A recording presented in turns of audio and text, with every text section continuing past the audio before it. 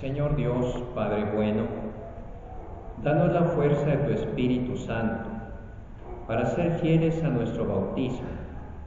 Concédenos ser testigos de tu amor en nuestras familias, en nuestra sociedad, en nuestro ambiente, para que viviendo en el mundo llevemos la gracia del Evangelio a todos los ámbitos de nuestra vida.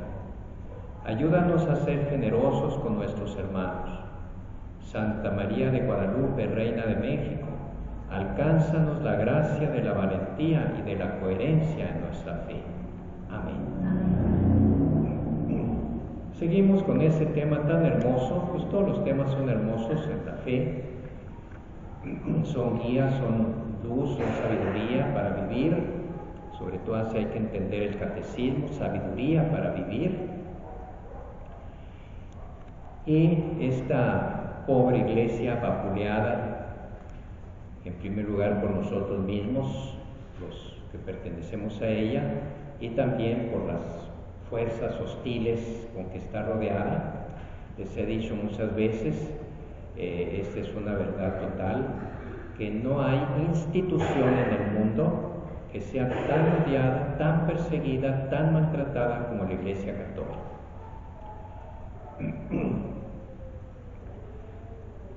Y le citaba yo la vez pasada las palabras de Monseñor Fulton Sheen, que decía, él era un gran apologeta, un gran predicador en Estados Unidos, fue el primero que usó la radio en escala masiva y la televisión cuando comenzó a funcionar. Decía, hay millones de personas que odian a la Iglesia por lo que creen que es, pero apenas habrá cientos de personas que la odian por lo que realmente es. O sea que realmente el odiar a la Iglesia procede de un prejuicio de lo que la gente cree que es la Iglesia a partir de leyendas negras, a partir de críticas o de distorsiones. Que no nos vaya a pasar a nosotros eso. Una vez yo le decía a un amigo que me decía, no, que la Inquisición, que las cruzadas, que Galileo, que no sé cuánto. Decía, es increíble que tú como católico conozcas la historia de tu iglesia a partir de las leyendas negras que otros cuentan de ella. Y no es que queramos disculpar a la Iglesia diciendo que no ha tenido fallas a través de la historia, pero las leyendas negras están construidas explícitamente ex profeso para denigrar a la Iglesia.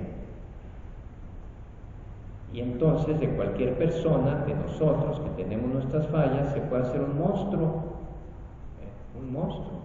porque si nada más se recargan los aspectos negativos y además se le carga la tinta a esos aspectos negativos, pues ¿qué resulta? Una persona espantosa, si no toman en cuenta todos los aspectos buenos que tenemos. Y la Iglesia, que les decía, tiene aspectos buenos, pero buenísimos, porque no son nuestros, no se los dimos nosotros, se los dio Cristo, su fundador. Nosotros lo que le hemos dado a la Iglesia muchas veces son nuestros pecados, la hemos deslucido, pero la Iglesia sigue, como vamos a ver después, en sus notas características, sigue siendo santa, al mismo tiempo que pecadora, pero no bajo el mismo aspecto. Santa porque la fundó Jesucristo santo, santo, santo, Dios santísimo, porque dejó en ella todos los medios para santificarnos. Y es pecadora porque por los que pertenecemos a ella somos pecadores. Todo el mundo es pecador, pero estamos aquí no para ser pecadores, sino para dejar de ser pecadores. Y el que quiera lo logra, porque hay en la Iglesia la manera de vencer el pecado, de adquirir la gracia. Mientras que fuera de la Iglesia, ¿cómo lo va a hacer? ¿Dónde están los sacramentos? ¿Dónde está la palabra de Dios? ¿Dónde está la guía de Dios a través de la Iglesia, de su magisterio? Por eso el mundo da bandazos terribles, como lo está dando en México, ciertas ideologías que están incluso en la dirigencia del país, que promueven leyes aberrantes, ¿verdad? Porque no están guiados por el criterio evangélico.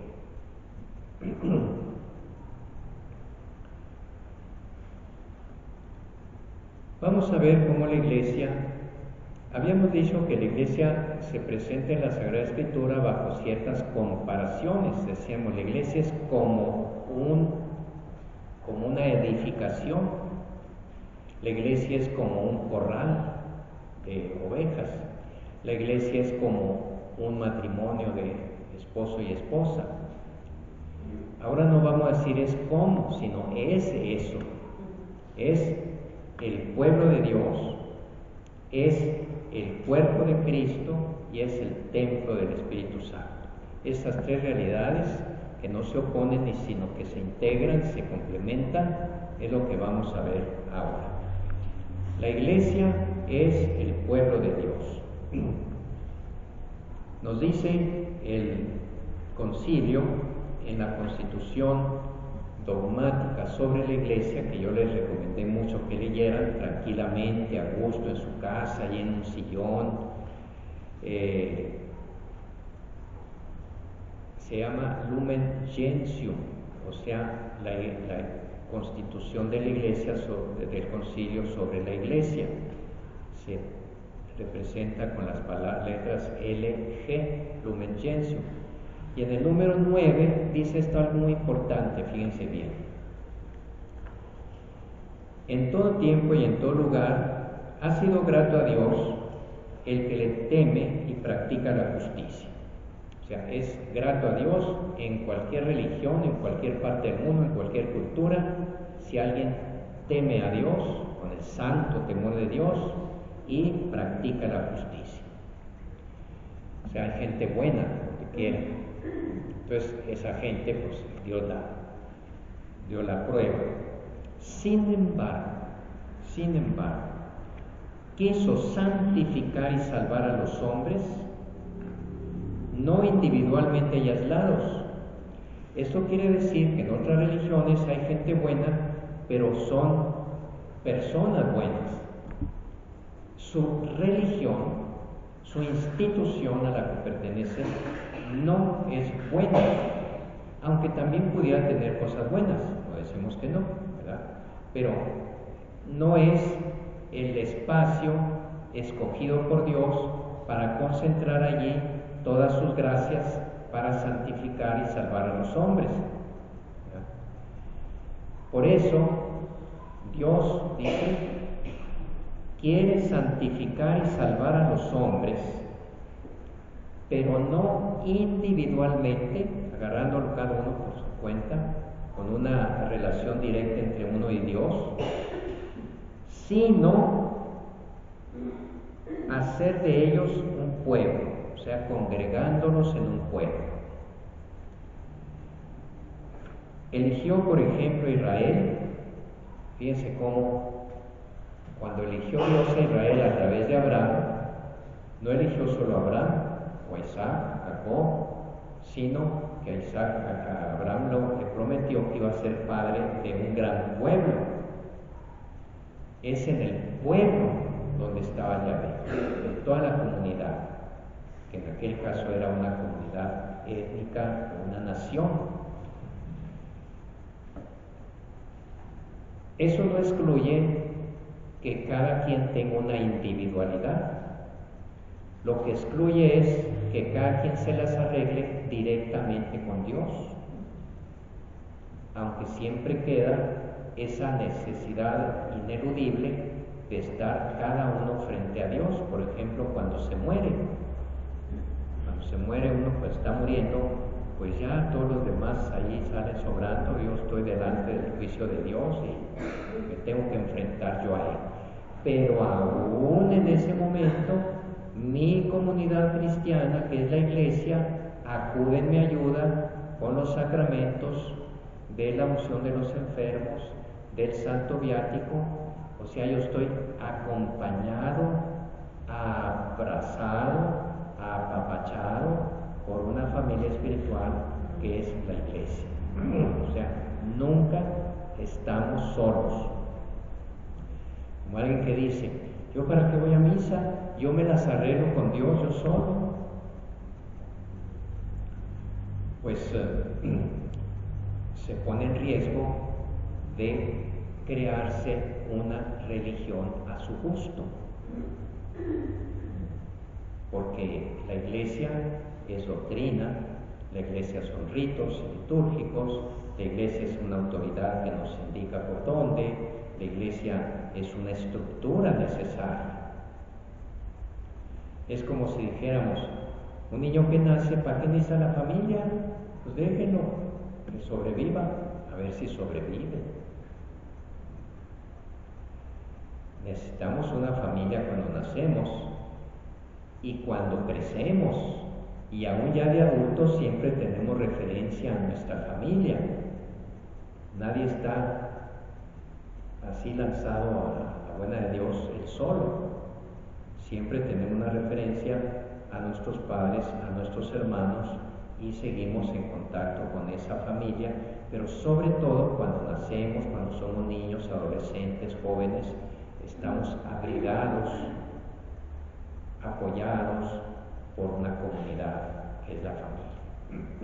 Pues en el aspecto de la fe también. Por eso dice, queriendo Dios salvar y santificar a los hombres, no lo hizo con cada uno por separado, sino congregándolos en un pueblo, en una asamblea. Recuerden que la palabra iglesia viene de la palabra griega eclesia, de la palabra hebrea kahal, que significa asamblea, convocación, reunión.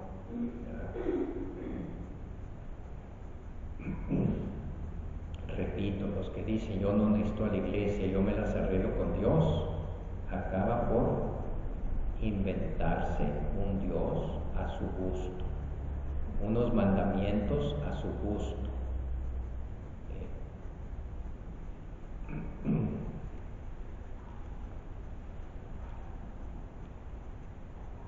O sea, ya desde Israel, Dios formó un pueblo al cual se le reveló, se le manifestó, lo fue guiando a través de los patriarcas, a través de los profetas, a través de los jueces, los iba guiando y santificando por medio de los reyes, de los sacerdotes y de los profetas, ese triple ministerio. Todo esto, sin embargo, sucedió como preparación y figura de su alianza nueva y perfecta que iba a realizar en Cristo. O sea, el pueblo de Israel es como la preiglesia, la etapa preparatoria de la iglesia. ¿Y si me la acabo? Hay más. ¿Hay más? Perdón.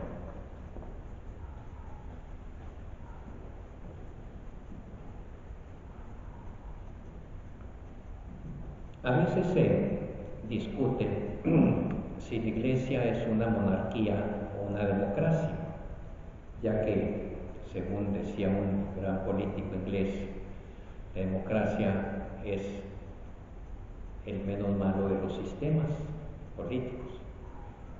Todos son malos, todos son defectuosos, todos tienen riesgo, pero de malos a malos prefiero la democracia, decía él. Y entonces, si la iglesia es una comunidad, pues debe ser democrática. No, en este caso no se aplican las categorías políticas, sino que la iglesia se sale por otro lado, es una comunión.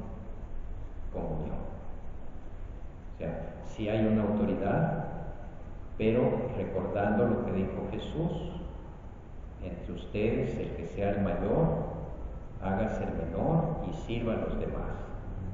Por eso un papa, San Gregorio Magno, entre todos los títulos rimbombantes que tenían los papas entonces, o que tienen todavía, él dijo, para mí el mejor título es el ser siervo de los siervos de Dios, recordando precisamente lo que había dicho Jesús. Vean cómo entre las naciones los jefes se apoderan de ellas, las sojuzgan, utilizan los recursos para su beneficio personal. En México, desde luego, no sabemos nada de eso, nunca ha sucedido. Pero entre ustedes, que no sea así. Yo no vine a que me sirvieran, sino a servir, cuando le lavó los pies a sus discípulos. Yo, que soy su maestro y su Señor, no vine a que me sirvieran, vine a servir. Así es que ustedes también tienen que lavarse los pies unos a otros. Esa es la mejor manera de mandar. La autoridad en la iglesia sí existe, debe existir, pero con un servicio. Entonces, por eso no podemos hablar de la iglesia como un pueblo en el sentido político, sino como una comunión, todos unidos por la unión de la gracia del Espíritu Santo, en que hay diferentes ministerios y diferentes carismas que se ponen al servicio de los demás. ¿Qué características tiene este pueblo? En primer lugar es de Dios, como decimos. Dios no pertenece en propiedad a ningún pueblo. Entonces, ¿cómo es posible que digamos que la iglesia es el pueblo de Dios y que Dios es el Dios de ese pueblo? Pues sí, aunque Dios no se debe a ningún pueblo, Él quiso hacer una alianza con Israel, y a Israel le dijo, en el Éxodo 6:7, yo los haré mi pueblo, ustedes serán mi pueblo entre todos los pueblos de la tierra, y yo seré vuestro Dios. O sea, Dios como que se encajonó sin abandonar a todo el universo y a toda la humanidad, se puso como propiedad él también de ese pueblo. Porque una alianza, no olviden eso, es un pacto en que de dos partes, en que las dos se comprometen.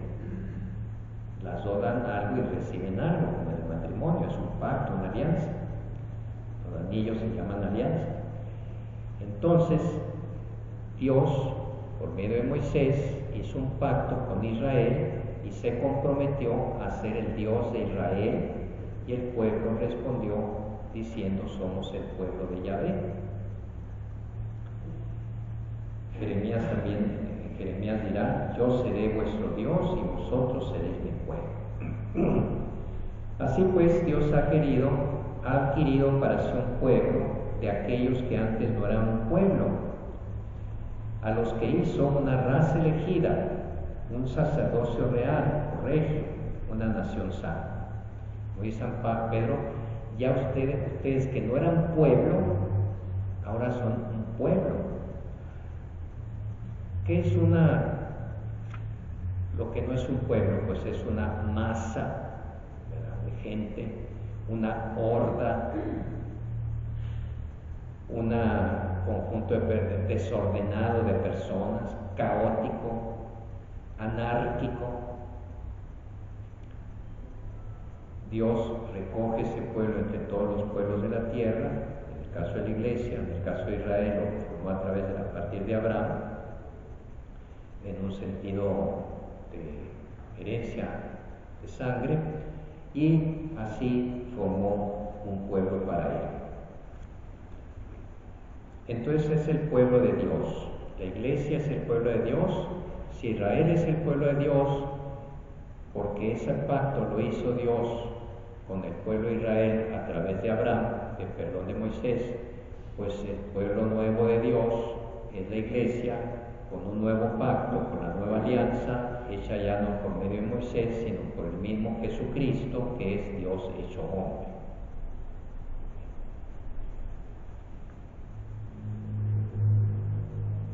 ¿Cómo se llega a ser miembro de ese cuerpo? No por nacimiento físico, como era ordinariamente en Israel, sino por el nacimiento de arriba, como le dice Jesús a Nicodemo. Tienes que nacer de nuevo, del agua y del Espíritu Santo, o sea, por el bautismo, que nos une a Cristo muerto y resucitado. Por eso el bautismo para nosotros es tan importante y por eso se fundamenta que se bauticen a los niños pequeñitos, pero a los adultos también, ¿verdad? Obviamente.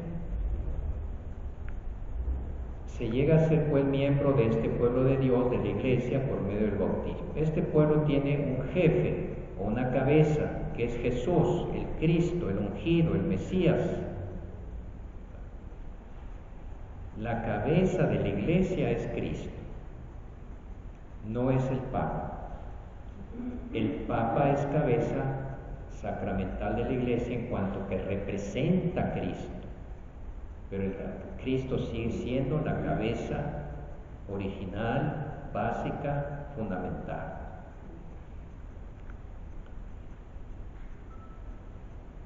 La misma unción, es decir, el Espíritu Santo, fluye desde la cabeza al cuerpo. Si Cristo es el Mesías, la iglesia es un pueblo mesiánico. Como lo vamos a ver cada vez más, se va a ir fortaleciendo la idea, la adelanto de una vez, de que la iglesia es Cristo. Cristo cabeza y Cristo su cuerpo.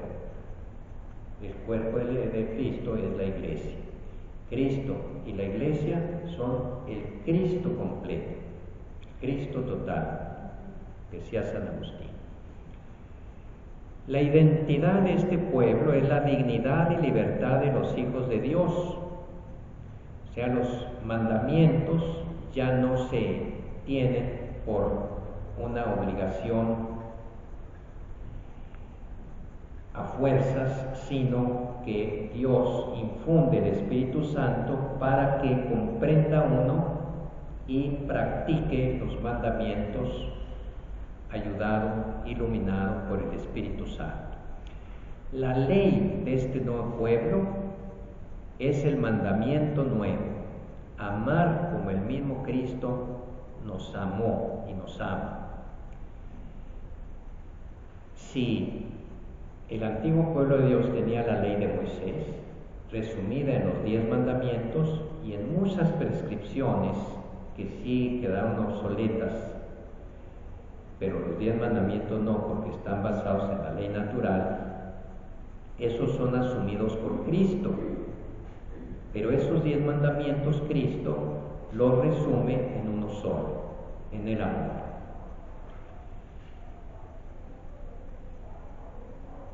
Este es mi mandamiento, que se amen los unos a los otros. Pero ese mandamiento ya existía en Moisés, él mandaba amar. No, aquí lo nuevo está: como yo los he amado. Porque los judíos, en el Antiguo Testamento, el amor se entendía en una forma exclusivista, como lo entendemos muchas veces nosotros. Yo amo a los míos, a los de mi familia, o a los de mi raza, o a los de mi religión, o a los de mi club, o a los que son buenos. O sea, hago distinción. Y Jesús dice: amen a todos, incluso a sus enemigos. No hay religión alguna que diga eso. Incluso a sus enemigos. Por eso dice: ámense como yo los he amado. Dice San Pablo que el amor de Dios se manifestó en que Cristo nos amó cuando éramos sus enemigos. O sea, vino a salvarnos siendo pecadores. Un pecador es enemigo de Dios. Y así nos amó y vino a salvarnos. Dio su vida por sus enemigos,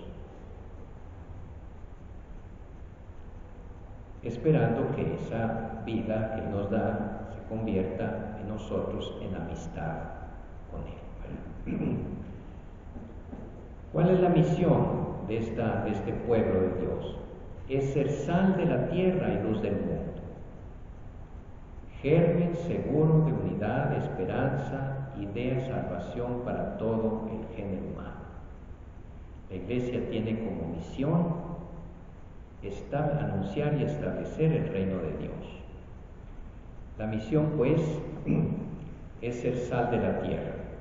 La sal, sobre todo en los tiempos antiguos, no era solo para dar sabor a la comida desabrida, sino para preservarla de la corrupción.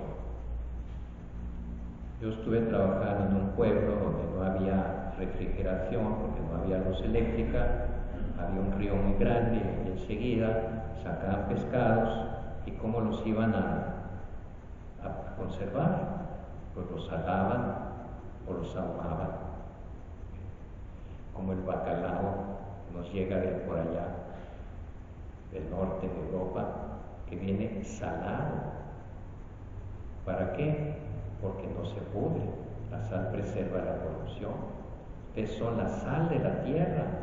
Fíjense qué terrible cuando la sal se convierte, se desvirtúa y en lugar de preservar de la corrupción, corrompe. Tiene la sentencia de Jesús, esa sal ya no sirve más que la tiren y la pisen los hombres. Luz del mundo. Yo soy la luz del mundo, dijo Jesús. Y uno entiende muy bien que Él sea la luz del mundo, si es que uno acepta, cree que Él es Dios, que se hizo hombre, que es la sabiduría infinita en ese hombre. Pero que Él nos diga, porque también lo dice, ustedes son la luz del mundo. Oye Jesús, está bien que tú lo seas, tu palabra es la verdad, tú nos viniste a enseñar quién es Dios, quiénes somos nosotros, cuál es nuestro destino, cómo debemos vivir, pero que nosotros seamos luz, pues sí, en la medida o tanto cuanto estamos unidos a la luz, que es Jesucristo. Y eso es lo que hace el bautismo. Por eso en el bautismo se representa a Cristo con el cirio pascual, que representa a Cristo resucitado, que se enciende en la vigilia pascual y se pone en los bautizos y en otras celebraciones. Pero hablando del bautizo, los padrinos del niño o del bautizando encienden esa vela chiquita en el cirio pascual. La vela chica tiene luz, igual que la grande, pero ¿de dónde procede la luz de la vela chica? Del cirio pascual. Así también nuestra luz que ilumina el mundo no es nuestra, es como la luz de la luna que refleja la luz del sol. Y cuando hay muy buena luna, casi se puede hasta leer en una noche bajo la luna. Así también nosotros debemos, la Iglesia es luz del mundo. ¿Cómo les decía que se llama el documento de la Iglesia del Concilio Vaticano? LG, Lumen Gentium, luz de las naciones, que se refiere a Cristo, pero se refiere también a la Iglesia.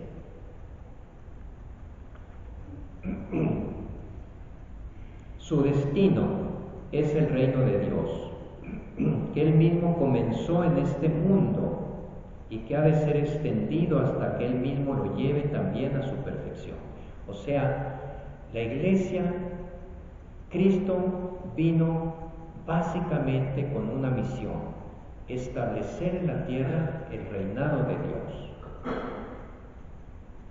La palabra reinado tiene un sentido un poquito más dinámico que reino. Reino es como una institución ya hecha y reinado es la acción de reinar sobre. Entonces, estando bajo el reinado de Satanás por el pecado, perdidos para siempre, condenados a un destino eterno, oscuro, vacío de Dios, Cristo viene Dios que se hace hombre y viene a establecer otra vez en la tierra aquella situación original cuando Él creó al hombre, en la que Dios reinaba y el hombre estaba en plena comunión con Dios desde lo más profundo de su corazón, antes del pecado. Entonces Cristo viene como un nuevo Adán y Él mismo, fíjense, Él mismo como hombre nuevo, santísimo y purísimo, más santo que Adán antes de pecar, establece por su misma presencia en el mundo, el reino de Dios. O sea, Dios ya reinaba en el mundo en ese hombre, Jesús. Y reina en todos aquellos que se adhieren a Jesús. Por eso, el reino de Dios es el centro, el motivo principal de la predicación de Jesús, y de ahí vienen las parábolas del reino de Dios, del crecimiento del reino de Dios, de la levadura, de la semilla mostaza, etcétera, en que en medio de este mundo oscuro por el pecado ya está como avanzando una realidad nueva a partir de la venida de Cristo, y esa realidad nueva, así como Cristo la vino a establecer y a predicar, recuerden que sus primeras palabras: conviértanse, arrepiéntanse, crean en el Evangelio, porque ya está aquí el reino de Dios, para que pertenezcan a Él. También la Iglesia está al servicio de ese reino.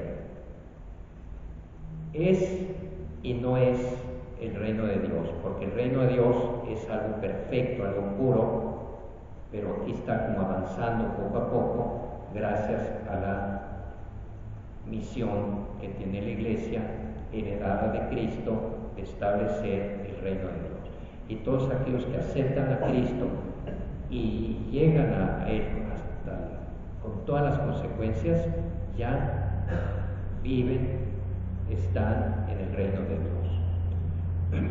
Pero ese reino de Dios como conjunto solamente será una realidad plena después de la venida de Cristo a juzgar a los vivos y a los muertos y a definir quién finalmente pertenece de lleno al reino de Dios.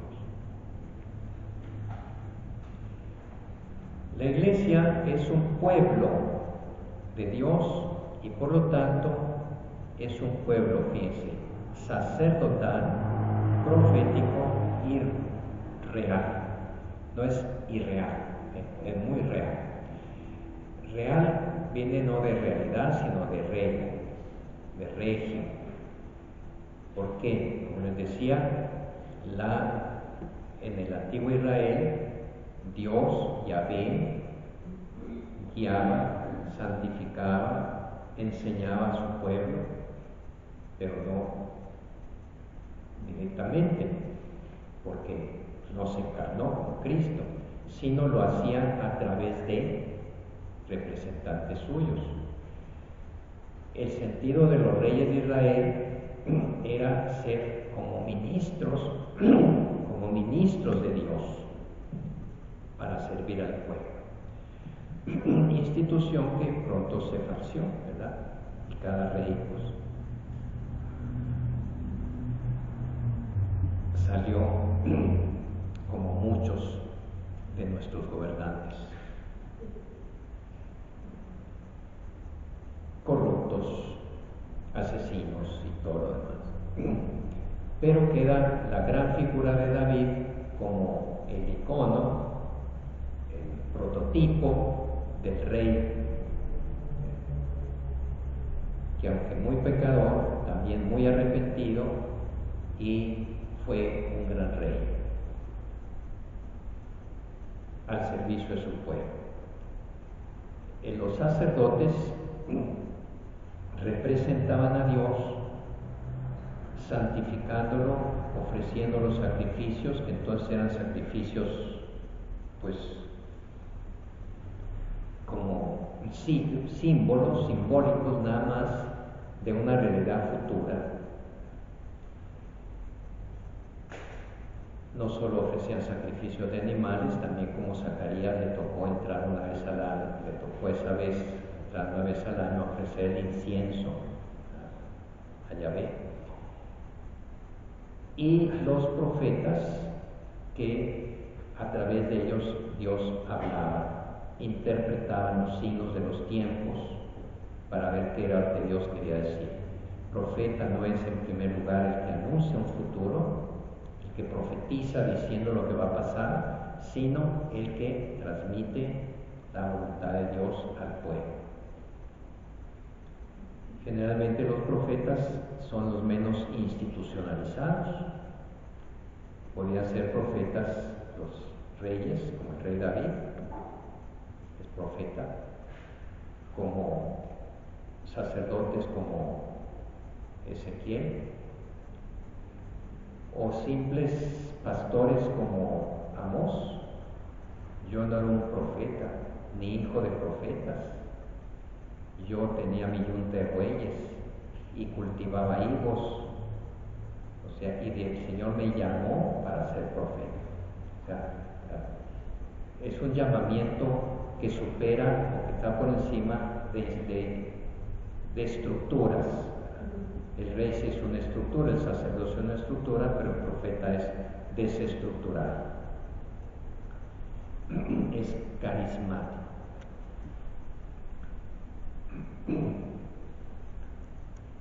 Al llegar Jesucristo, esos tres ministerios se terminan, porque Jesucristo es como la culminación del pueblo de Israel. Eso es muy importante tomarlo así en cuenta.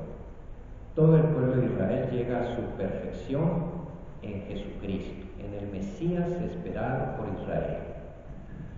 Y Él viene como Rey, por eso nosotros llamamos Cristo Rey, sobre todo en México, viva Cristo Rey, sacerdote, sumo sacerdote y el más grande de los profetas, porque nos reveló todo lo que necesitamos saber de parte de Dios. Los antiguos reyes, profetas y sacerdotes eran ungidos con aceite, porque el aceite representa al Espíritu Santo por su suavidad, por su penetración. Ya ven que hasta para tocar tornillos, porque se mete donde quiera. Bueno, pues el Espíritu Santo así es, suave y penetrante. No hay nada que le cierre el paso. Jesús fue ungido con la plenitud del Espíritu Santo, puesto que está unido en su naturaleza humana al Verbo eterno de Dios, que es un mismo Dios con el Espíritu Santo. Y esa plenitud del Espíritu Santo quedó en Jesús hombre, en la humanidad de Jesús, de manera que Él fue ungido por el Espíritu Santo como hombre, como rey, como sacerdote y profeta en su humanidad. Ahora bien, nosotros, por la unión con Cristo, por el bautismo, somos otros Cristos.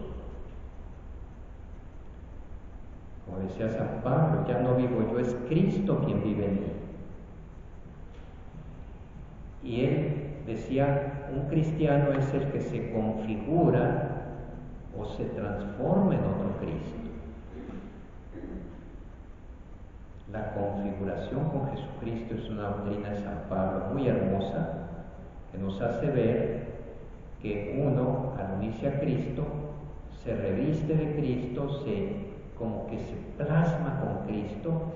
Hagan cuenta que dos bolas de plastilina se juntan y se forman una sola figura. Así nosotros nos unimos con Cristo y quedamos en una figura con Él, pero conservando nuestra personalidad, nuestra identidad individual.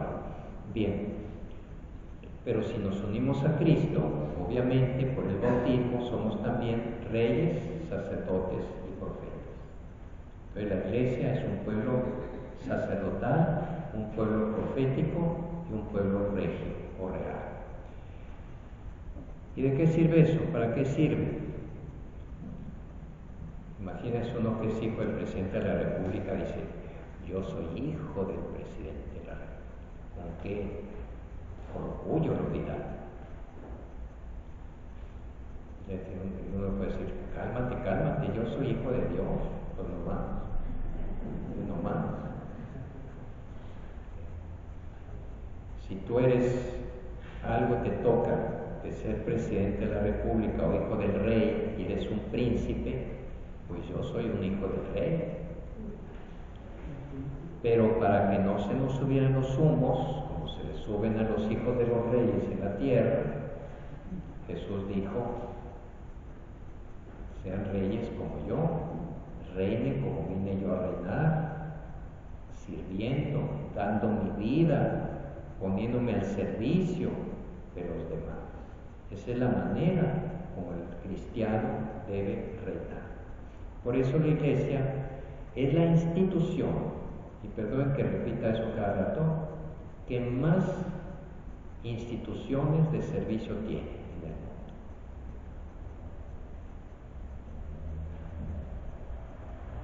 Orfanatorios, hospitales, escuelas, para los pobres obviamente, ¿verdad? También para los ricos, en caso de escuelas, ¿verdad? Pero es para el servicio profético. El cristiano, y fíjense que aquí no estoy hablando de sacerdotes, ni obispos, ni papas, estoy hablando del cristiano en general, del bautizado. Es sacerdote, profeta y rey. Con su vida debe reinar señalando a los demás el camino correcto, la forma correcta de vivir. Profético, cuando haga falta, tiene que decir, orientar, señalar la verdad a aquellos que la buscan o a aquellos que andan en el error. Y la verdad a veces se tiene que decir en primer lugar con la propia vida. La vida de uno debe ser profética. San Francisco decía, tienen que predicar. Y les recuerdo que también se puede predicar de palabra. Como diciendo, su principal preocupación es con su vida. Y yo les aseguro a ustedes que muchos laicos, comenzando con muchos, con los que están aquí ahorita, su vida es profética. O sea, con su vida enseñan a los demás lo que tienen que hacer. Hay una iniciativa muy bonita ahora, 40 días por la vida, que se reúnen a rezar el rosario ahí enfrente del santuario, y ojalá usted le dediquen una hora para ir allí de 7 a 7 durante 40 días, comenzando mañana, miércoles de ceniza, o creo que hoy comenzaron. Están marcando el rumbo en un México en que se quiere legalizar el aborto. Esos que están ahí están gritando a los cuatro vientos con su sola presencia orante que ese camino del aborto está equivocado.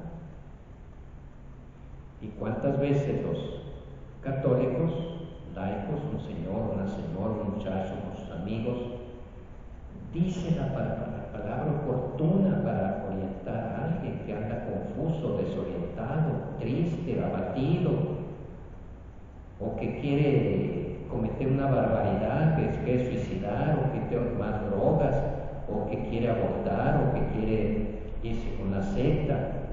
¿Cuántas veces son los laicos los que están ahí en ese momento y le dicen, no, mira, por esto y por esto y por esto? Y el otro canta, cae en la cuenta y se detiene en aquello que iba a hacer. Sucede todos los días. Hasta dos compañeros que les toca sentarse por casualidad en el autobús o en el avión, van uno junto al otro y comienza a platicar, y a lo mejor uno capta que el otro tiene tal desorientación y le profetiza, le habla de Dios sacerdotal. Este mundo debe ser consagrado a Dios, porque salió de las manos de Dios y está deteriorado por el pecado. El sacerdote ministerial celebra su misa aquí en el templo, en el altar, en este altar, para santificar al pueblo de Dios. Pero ustedes celebran su misa en su trabajo, porque ahí es donde están santificando al mundo. Lo están orientando hacia Dios, lo están convirtiendo en ofrenda a Dios. Obviamente no puede ser como la ofrenda de Caín, que escogía los peores elementos para ofrecérselos a Dios, sino como Abel, que escogía lo más puro y perfecto de su rebaño, y no las manzanas ya podridas que le ofrecía Caín a Dios. Entonces, qué bonito es ser laico. Hasta cierto tiempo ya casi no sucede eso. Cuando un laico se hacía religioso, religiosa, no sacerdote, por ejemplo, también si era sacerdote, pues también, pero no necesariamente sacerdote, en la consagración religiosa, en la toma de hábito de hacer la profesión de sus votos, se cambiaba de nombre.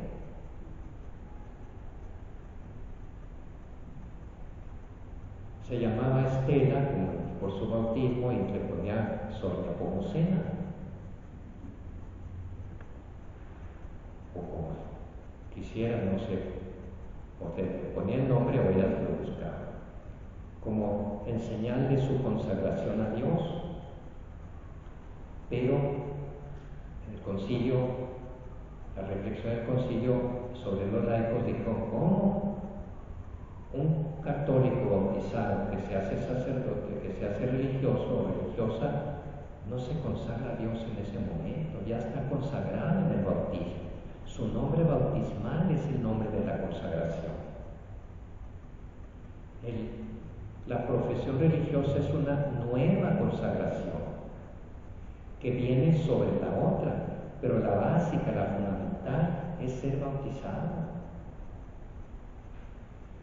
San Agustín, que era obispo, les decía a sus fieles: